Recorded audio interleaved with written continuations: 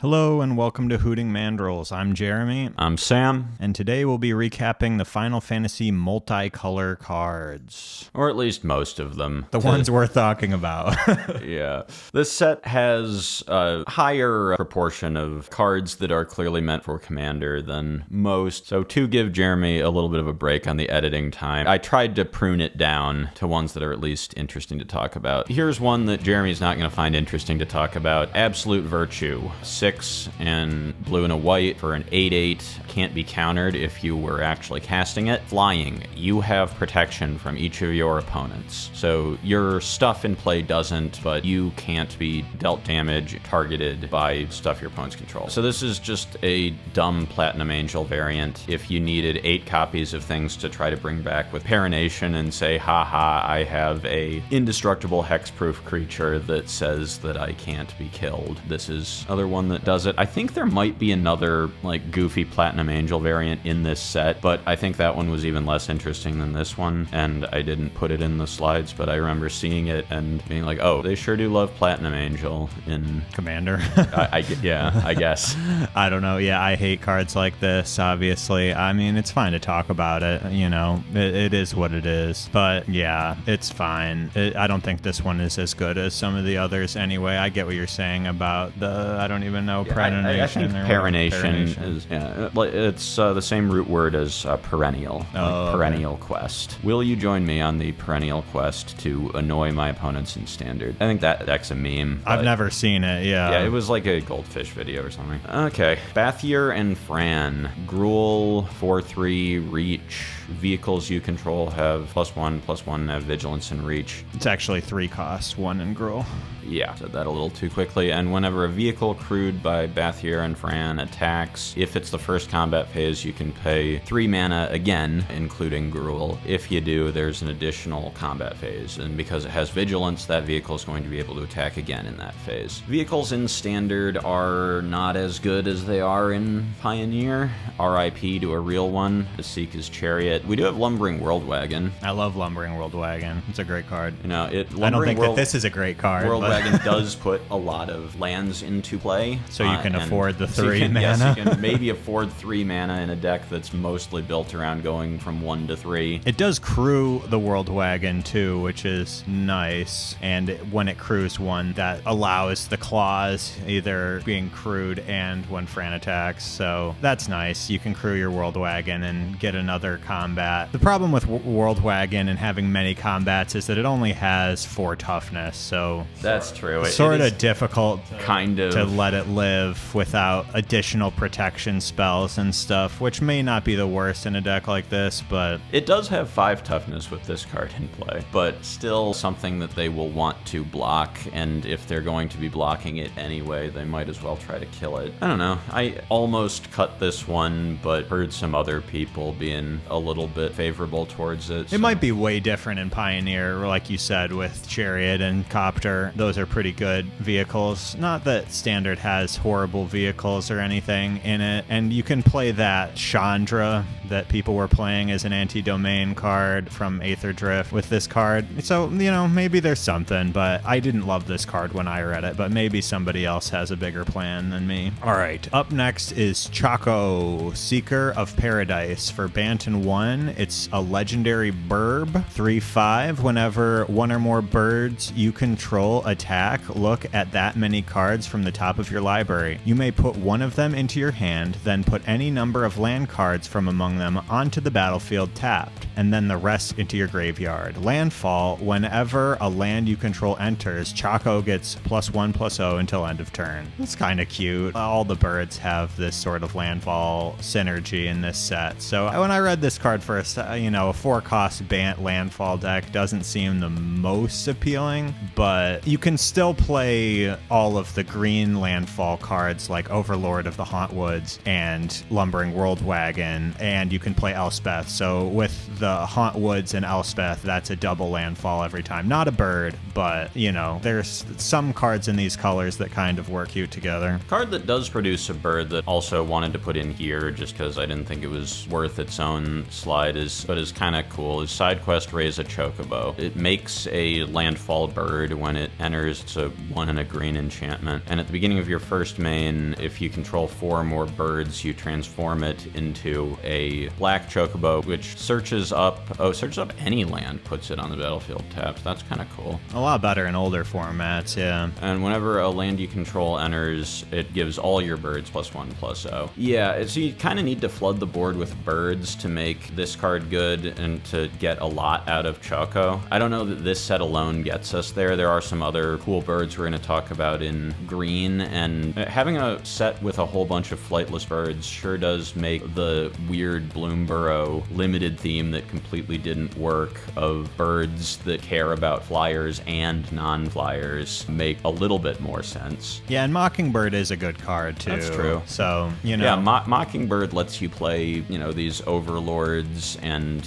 Bills and other higher quality landfall cards while still maybe getting some of the bird synergies. Yeah, so maybe it's something that's possible. You know, when you look at 4 cost cards, you're like, is this card as good as Shieldred? And I look at this card and I don't really think so, but, you know, maybe. Shieldred's also rotating in 3 months. Sure, so yeah, maybe there'll be more of a chance, but none of the aggro stuff is rotating in 3 months. That is true. Here's a card that is in direct competition with a card that is not rotating maybe ever. Emet-Selch, Unsundered, a legendary elder wizard, not a human, and we're going to keep my deranged ranting about whether I can play Moonmist in Historic to its own video anyway, but even if we were discussing that, he's not a human. He has Vigilance, he's a 2/4. When he enters or attacks, draw and discard, and at the beginning of your upkeep, if there are 14 or more cards in your graveyard, you may transform him. And when you transform him, he is a 6/6 Vigilance avatar that just says Yogg-Will. I think this is probably worse than Kiora the Rising Tide. She draws more and discards more up front. If she lives to attack,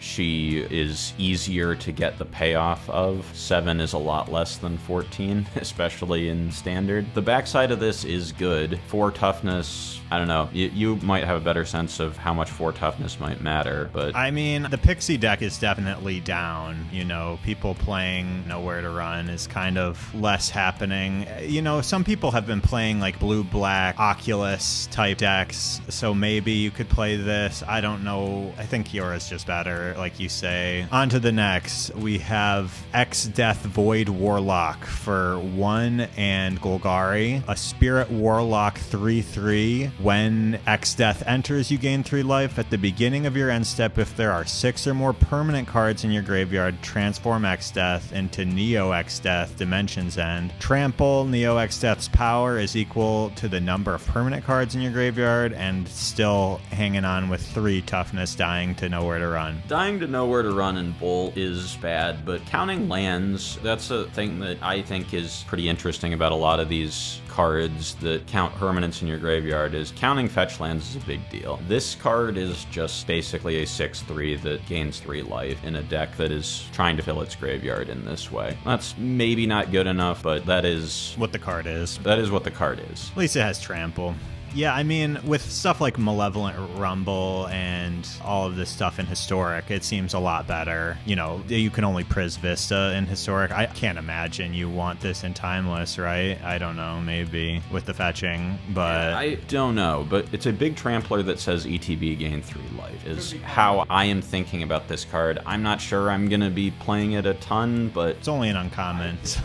I could see it being something of a player in older formats. Maybe like a Jund Legends deck with Jarsoul and this and Halfling could be fun. You know, you can play Priz Vista and stuff. I don't know. Here's another card that I think is actually quite good at uncommon. Garland, Knight of Cornelia. He's a 3/2 legendary human knight for Rakdos mana. Whenever you cast a non-creature spell, Surveil 1. And then for 7 mana, you can return him from the graveyard to the battlefield transformed. Only as a sorcery. His backside is just basically a vanilla 5/5 flyer that goes to the bottom of the library instead of the graveyard if it dies. So you can't keep spending 7 mana to get this back. That's more of a limited thing, but if Standard becomes really about mid-rangey top deck wars again, it is the sort of thing that will come up. But the front side of this is just pretty good. It's really good with Alicia, who laughs or smiles at death, I don't know, but either way, laughs at fate. At fate, yeah. But it's pretty good with that. As you attack, you surveil, and can put the thing in there, and if its power is 2 or less, you get to play it again. So he surveils off non-creature spells. Oh, whenever you cast not attack, my bad. Yeah, so it's like Dragon's Rage Channeler. And That's is a good powerful, line of yeah. text. This is if very you're powerful familiar with Dragon Rage Channeler. Yeah. And it's already got the 3 power, so you don't, it doesn't have any evasion until you flip it. But yeah, powerful card. Still good with Alicia, I think. Yeah, I think so. Like, if you're in any sort of graveyardy, interactive Rakdos deck,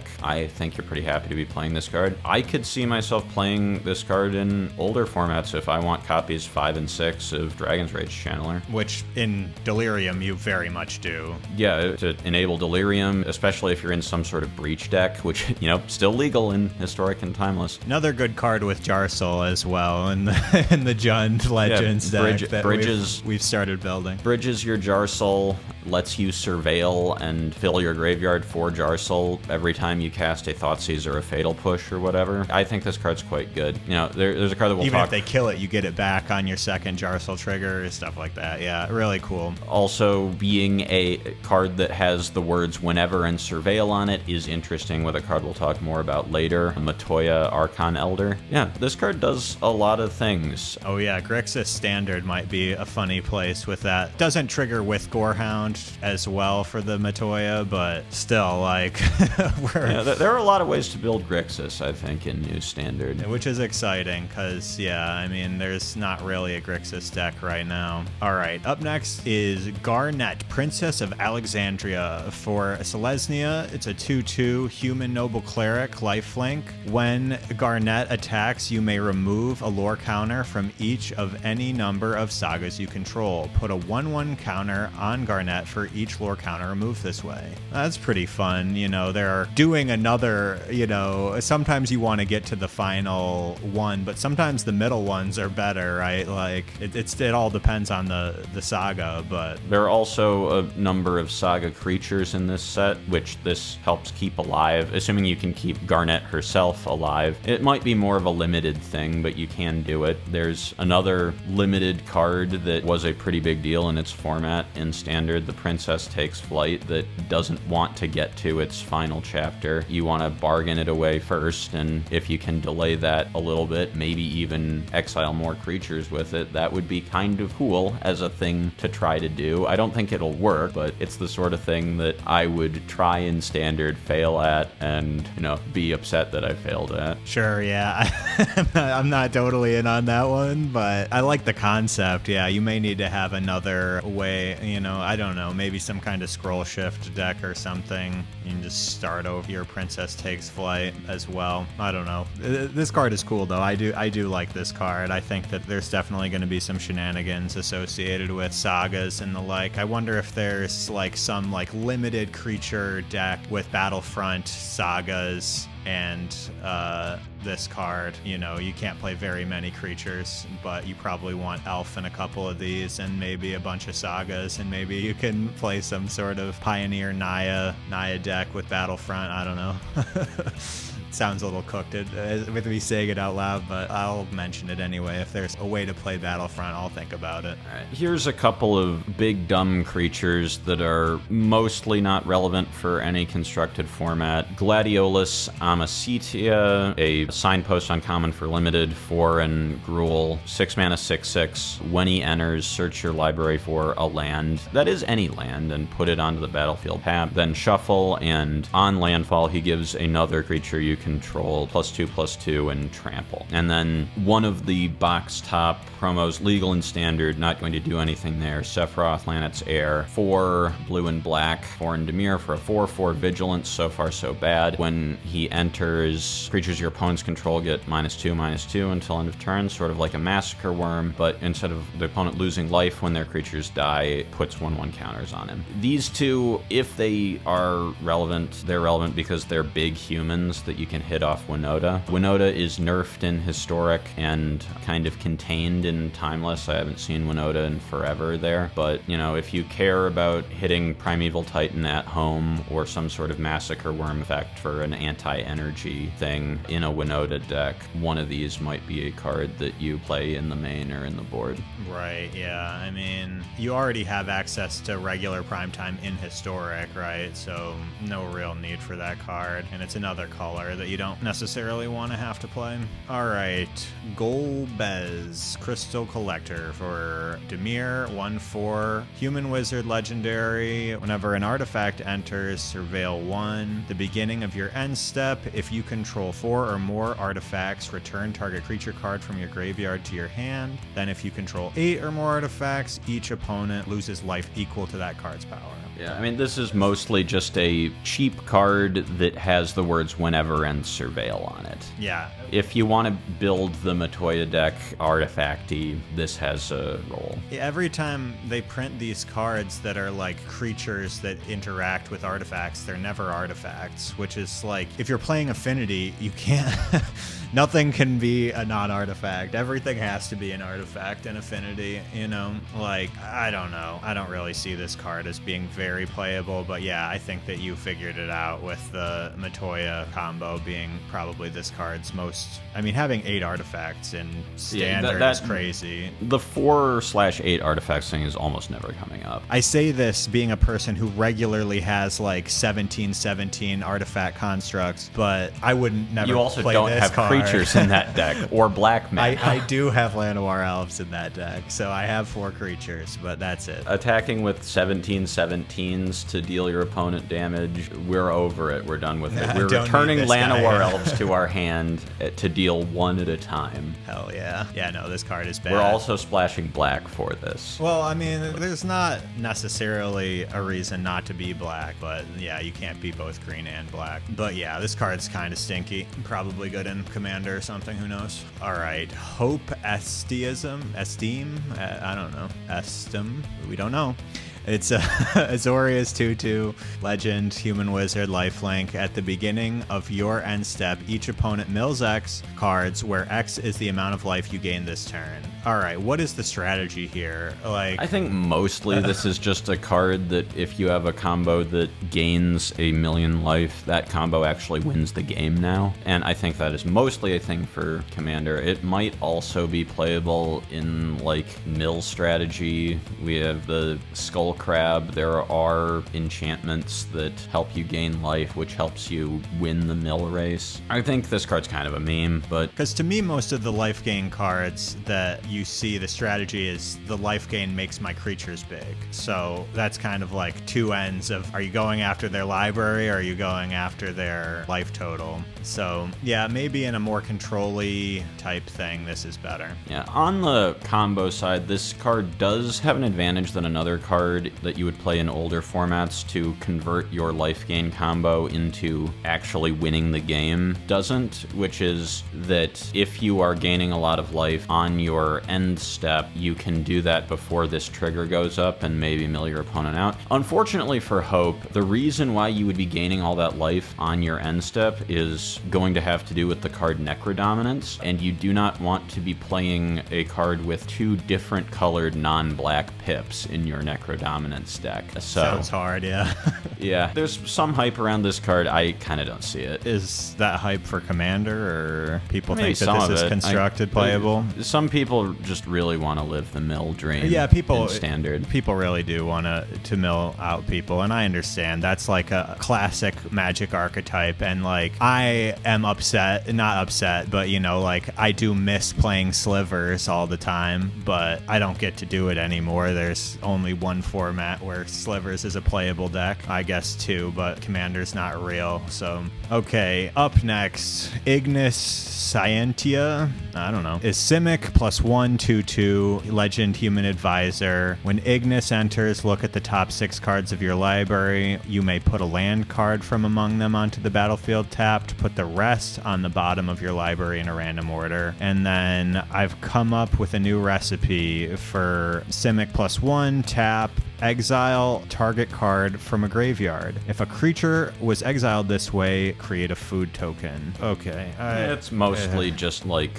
Wood Elves type card, Clifftop Lookout. It will usually hit. It can maybe find specific lands out of your top 6. I think it's worse than Free Strider Lookout if you can enable the prime thing. Pretty easy to do, yeah. I mean, I think that this card is bad, but yeah, I don't really see it as being a player in any kind of like either Samwise or Cauldron Familiar strategy. Hell, if this does anything, it's just a card that you decide is better than Clifftop Lookout for some reason in your standard ramp deck. I also don't think it's better than Clifftop Lookout, but that's my opinion. Maybe you guys have some tech that I'm not seeing here. All right, another card that I don't believe in, Jenova, Ancient Calamity for 2, and Golgari is... Jeremy is one of Helena and Elena partners' biggest supporters, or at least has been in the past I too. I gave up on Pioneer, so I don't know.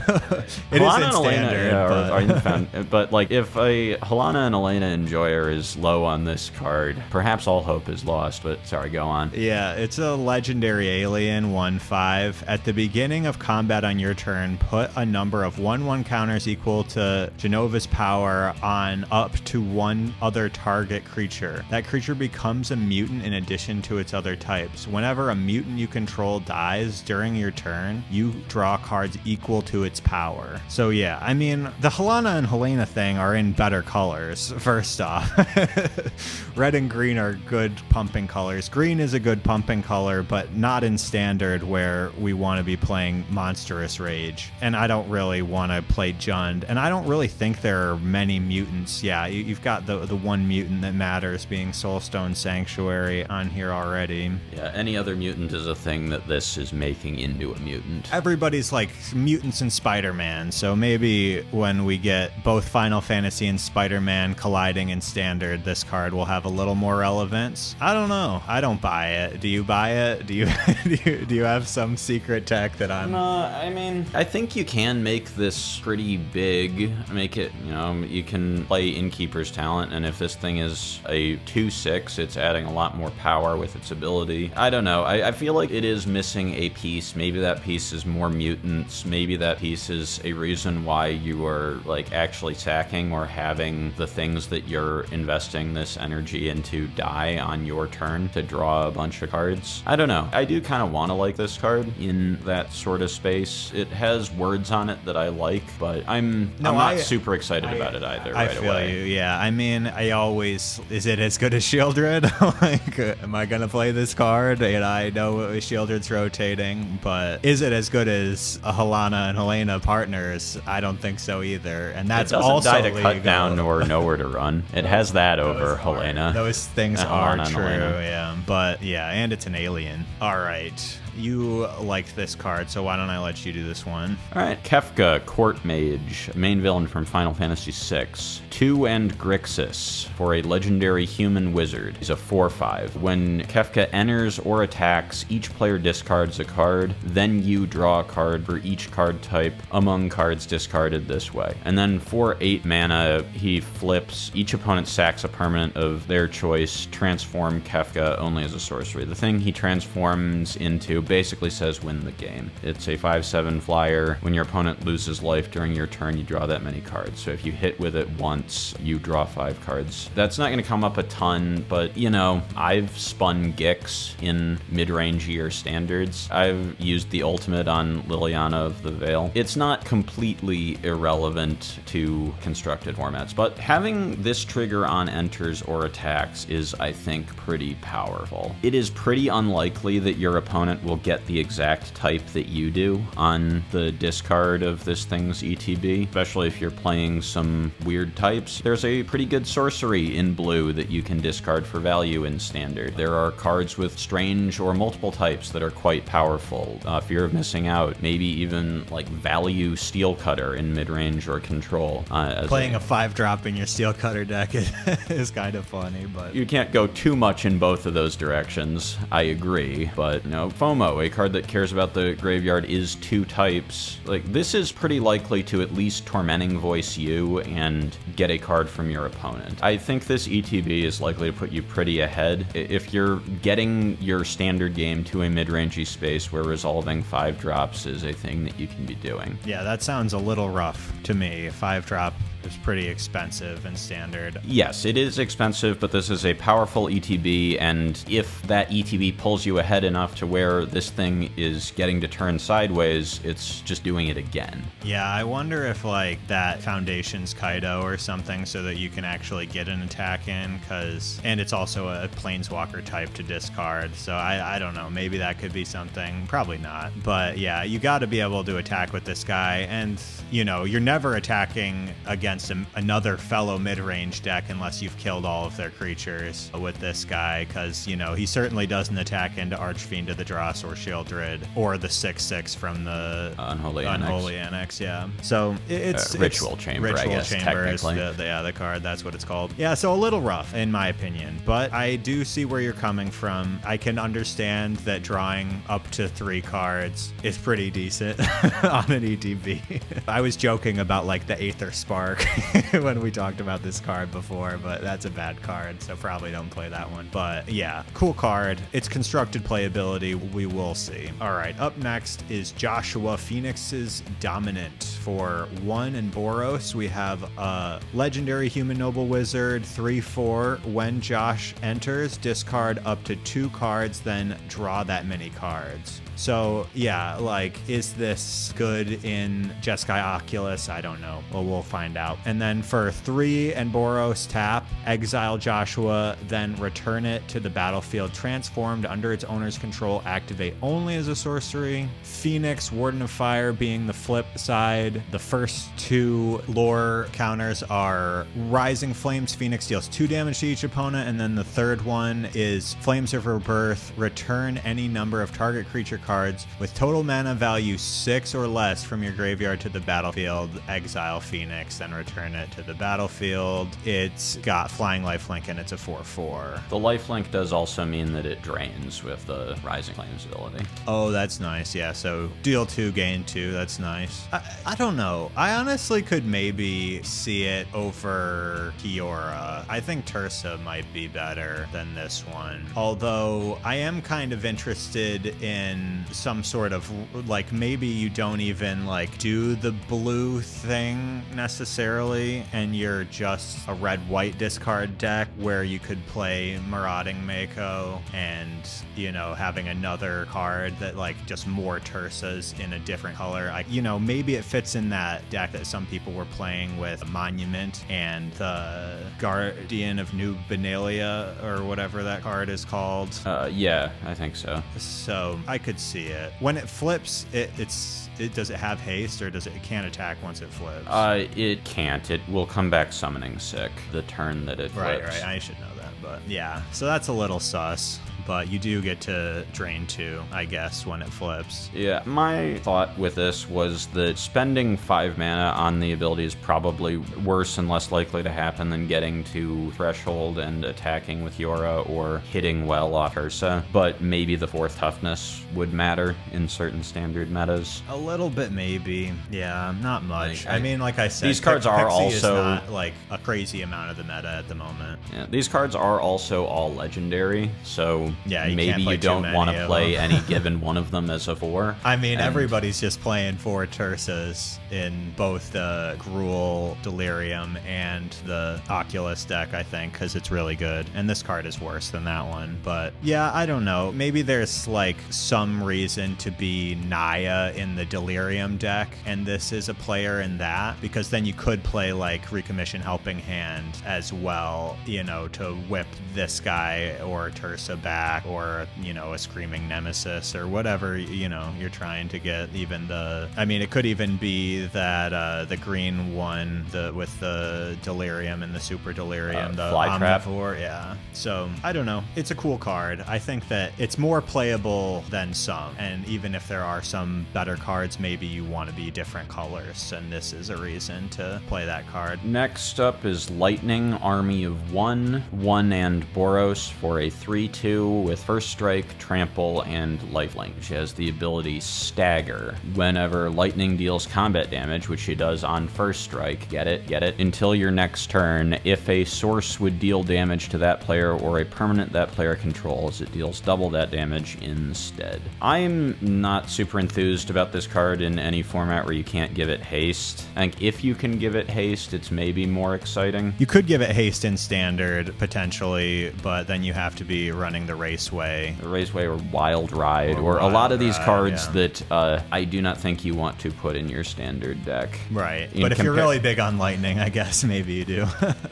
FF16 fans, was this? No, this was FF13. FF16 fans also sound off in the comments, but FF13 fans, is Lightning worth it? Are you dedicated enough to this character to play Wild Ride in Standard? Your Arabella is already going to have triggered, and is it only combat damage, or if a permanent that player control? Any source of damage. So if you if you hit them with lightning and then burst lightning them, it deals double. It deals double. Okay, but yeah, and like your regular combat damage step for all of your attackers. But yeah, you don't really want to be playing this in Convoke, and yeah, kind of bad. All right, Noctis, Prince of Lucas, an Esper legend that dares to ask the question, what if Luris was bad? It is a 4/3 lifelink.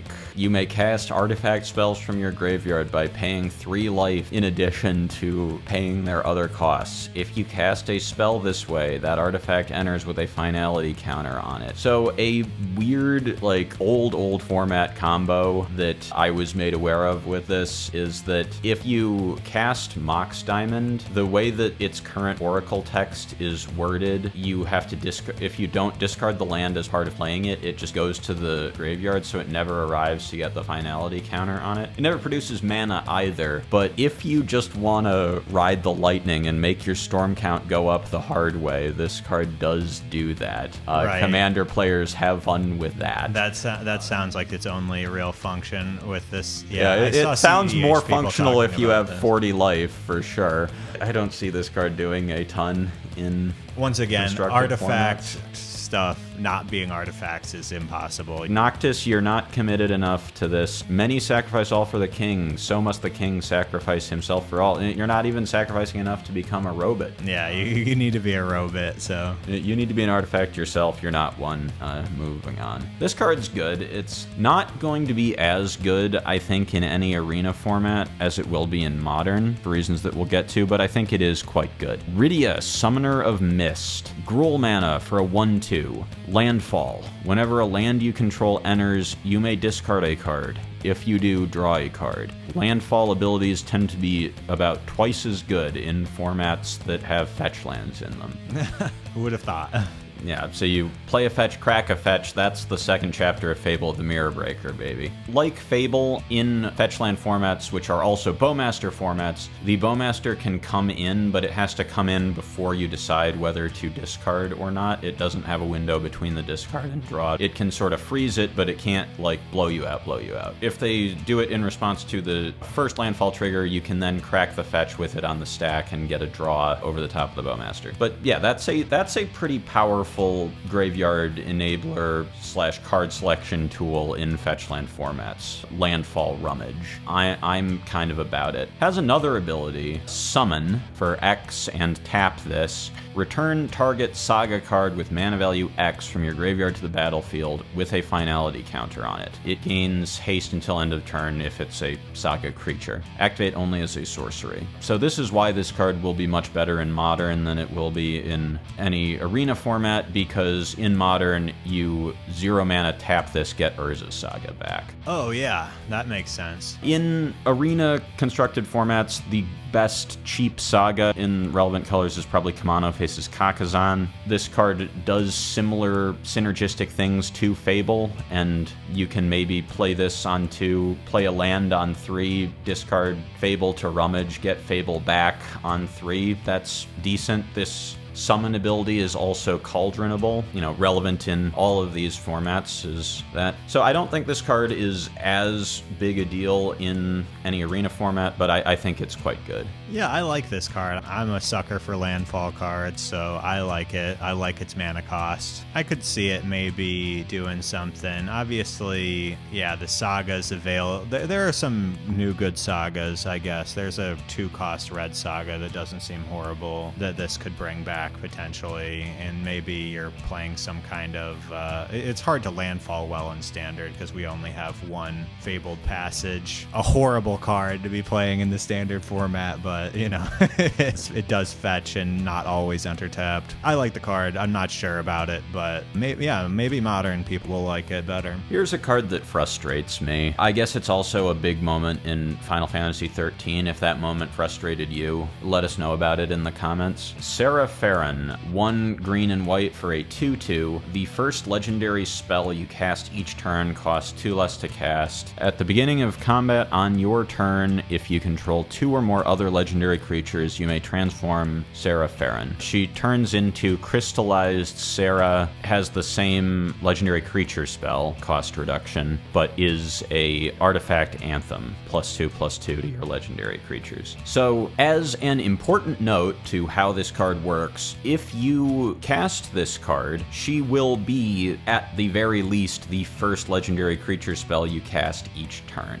So you are not getting anything the turn you play her unless you are, helping handing her back or something, which seems like Choco. a lot of... Choco with enough mana up to cast a discounted spell. Which is potentially possible. You're playing Dorks and Choco, maybe. So in Standard, I think... Halfling pretty good with that. If you have a 4th mana available to theoretically cast a discounted spell, you can past your opponent's turn if you have a legendary creature that you can cast with Lash, because then it will be the first legendary creature spell you cast that turn. So you can play Serah on 4, past your opponent, and flash in Anafenza or Liberator, Urza's Battlethopter, to get value out of this discount right away, which you need to for this card to be even something you would consider playing. Are there other colorless and artifact legends that you would want to play in conjunction? Because Liberator lets you keep doing that. I can't think of any, but...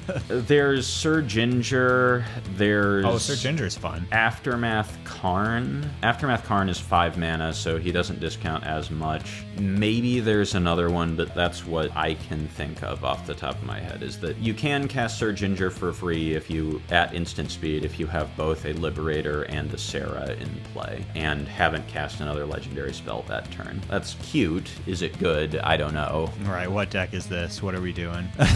But Anafenza is quite good, I think. Not really seeing a ton of play right now, but when I drafted it, it felt powerful. So I could see it. I'm sure there's some other Flash legends that are pretty decent as well. Or there will be sometime in the next 3 years. Alright, here's a card that's not very interesting.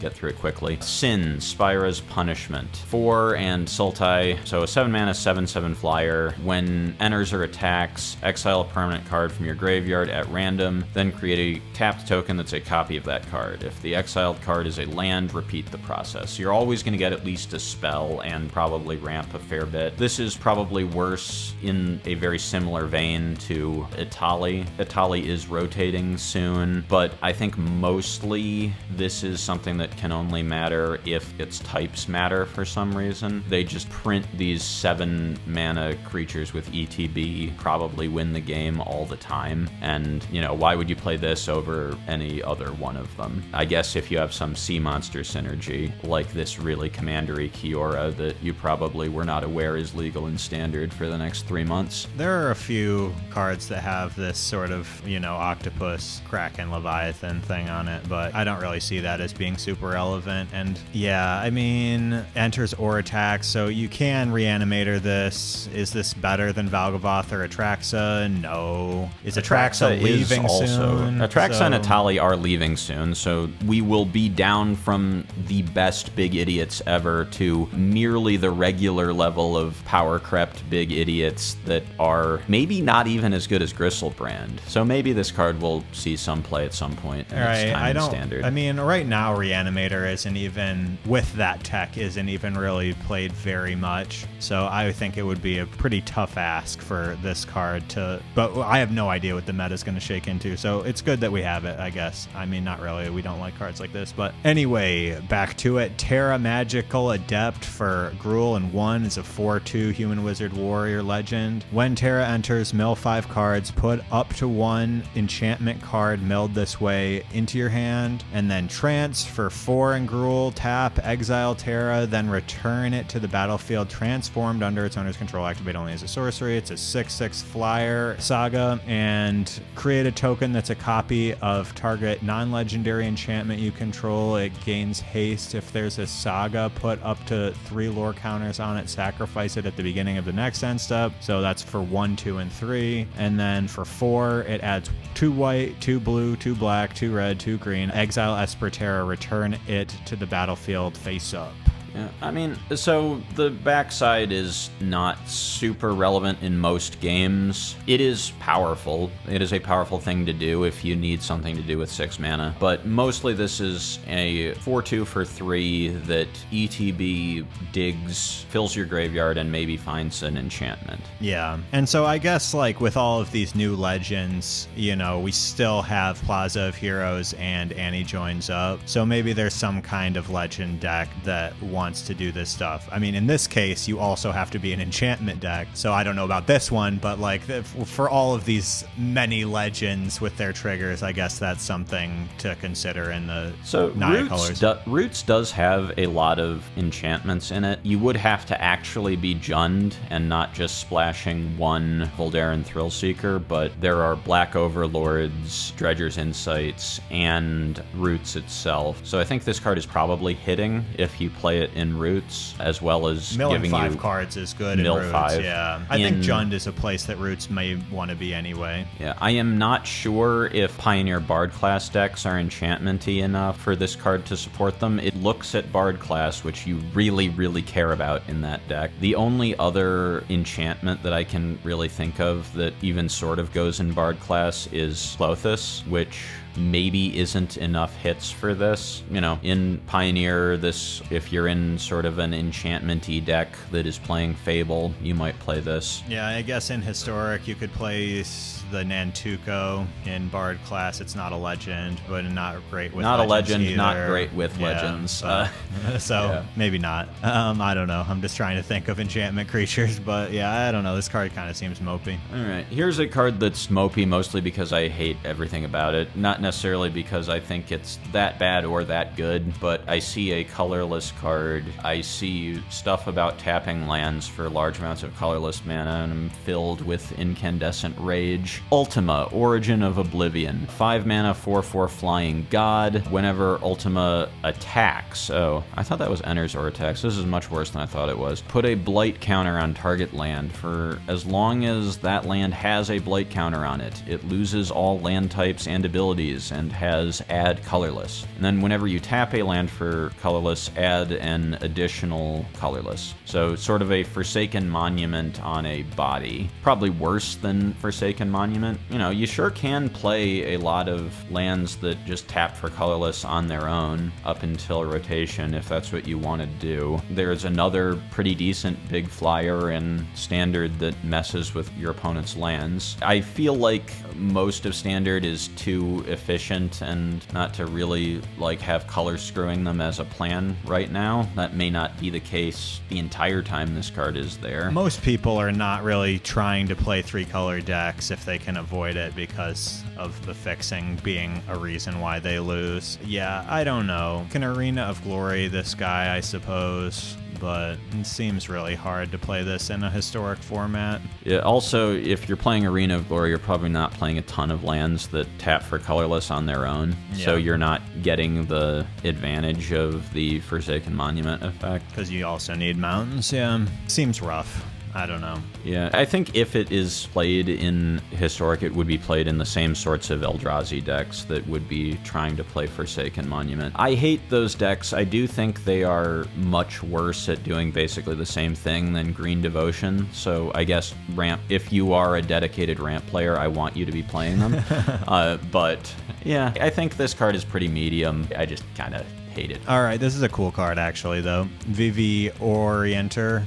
I think it's Ornitier. Ornitier? Really? Okay. The French win again. So it's Is It +1 for a 0/3 wizard legend. 0, add X mana of any combination of blue and or red, where X is Vivi Ornitier power. Activate only during your turn and only once each turn.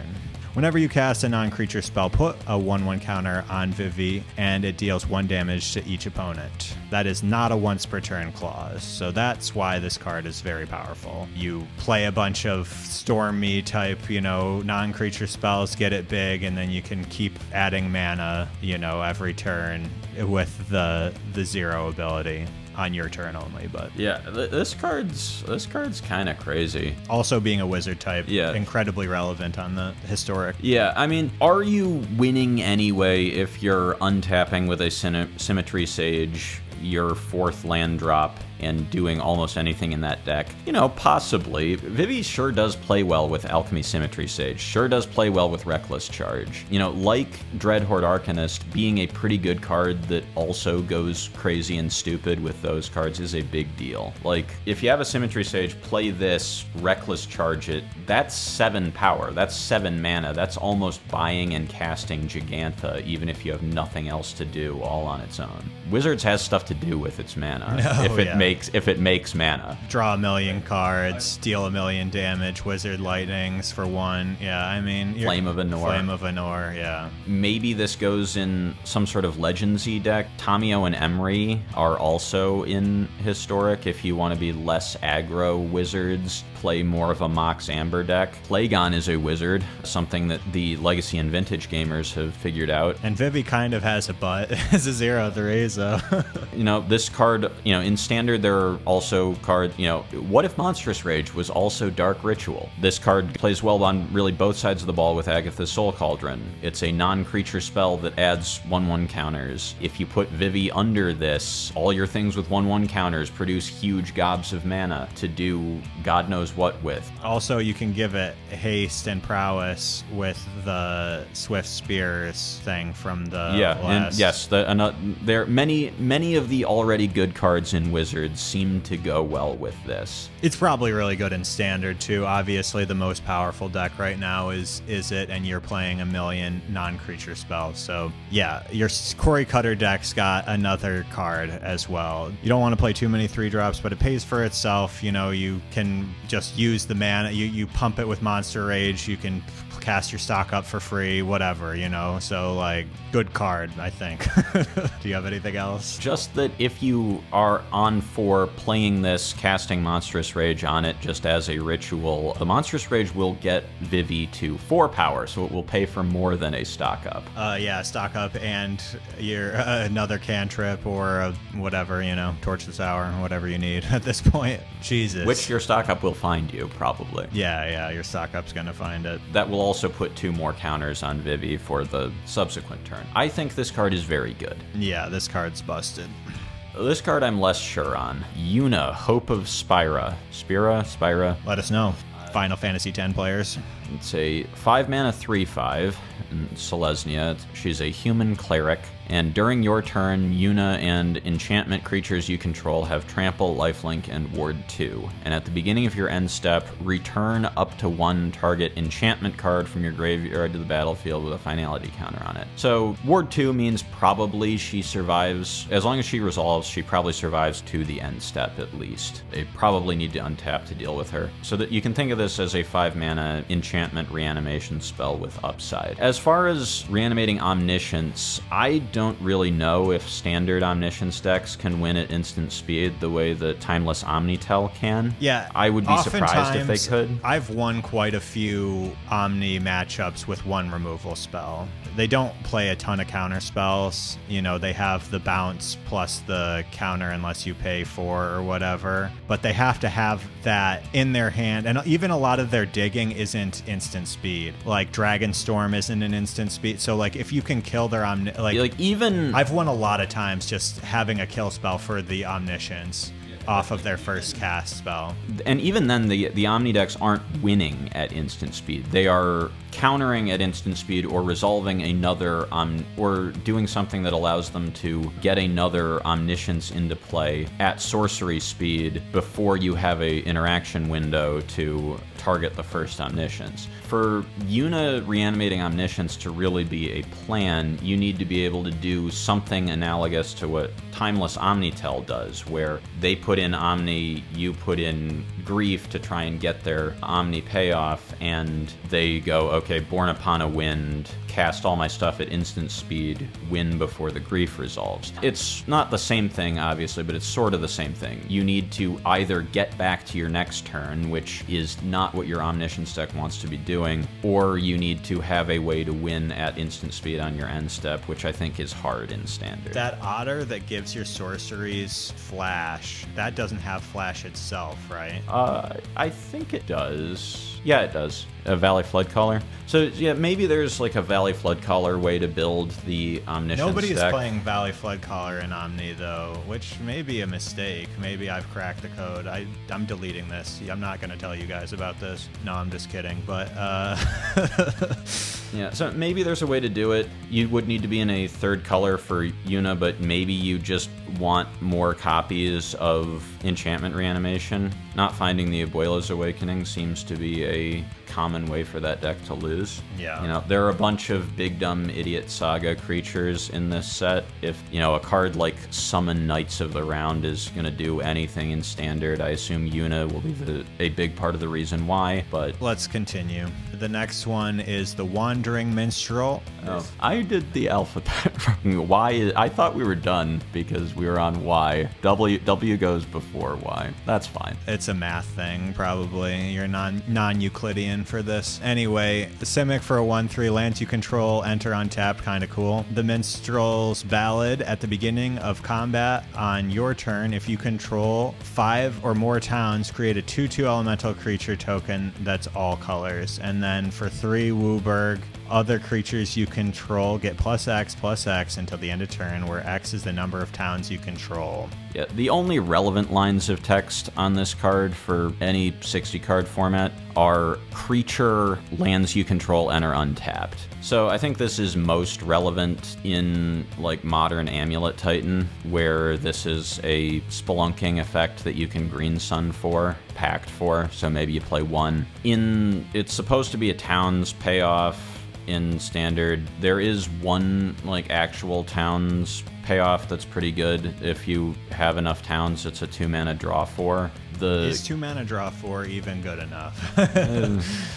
Is that even better than stock up? With 5 towns at sorcery speed, yeah. There are also gates in Standard. If you had forgotten, so had I, because they're missing a lot of key pieces. Maybe there's a lands deck that wants to play more Spelunkings in Standard and would play this. Mostly this card is played as a 1-of in Titan in Modern, and maybe now that Coalition Victory is unbanned, you try to use the token for that in Commander, but yeah. Yeah, maybe as a commander. So maybe, good card. Yeah, I think good it's card a commander thing, a Wooburg commander, and people are excited about that. But yeah, I think that, I mean, you could Nature's Rhythm this guy in Standard too, obviously. You don't need the...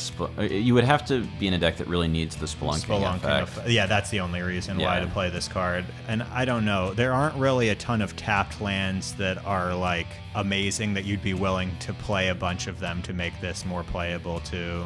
Unless you like really want your Overlord everywhere to be coming in untapped for some reason. That's like the best thing I can come up with. I think it needs to be some sort of obnoxious lands combo like Titan to care enough about this effect. Yeah, and we do have that dragon thing that does the 3 damage, and then it makes a 4/4 every time a land enters. That's a land payoff. I guess you could play the crime lands in this deck or something. Like, I don't know. I don't really know what. I guess there is a crime payoff for the in green for landfall as well. So I don't really think this is what you want to be doing, because this is like big landfall stuff. So I don't know. I don't really see this card in constructed, but that's okay. Not every card needs to be for us, I suppose. All right, well, that gets us to the end of multicolored and I guess one of the colorless cards. Yeah, I thought about doing them together and then decided that actually